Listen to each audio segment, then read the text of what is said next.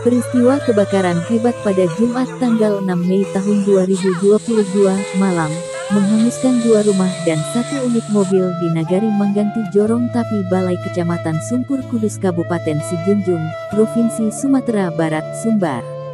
Tak ada korban jiwa dalam kejadian ini, perkiraan sementara kerugian material mencapai ratusan juta rupiah.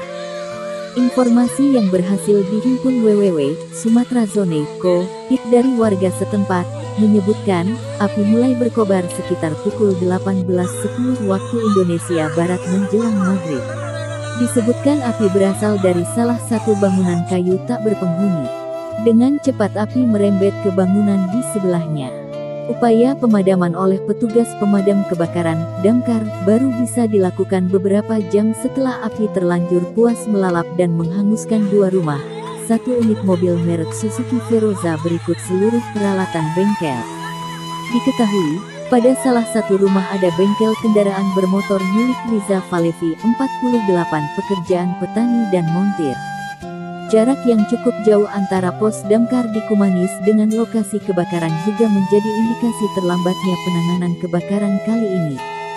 Sementara begitu mengetahui adanya kebakaran, pihak Kenagarian Mangganti telah mencoba menghubungi pos damkar di Kumanis via telepon.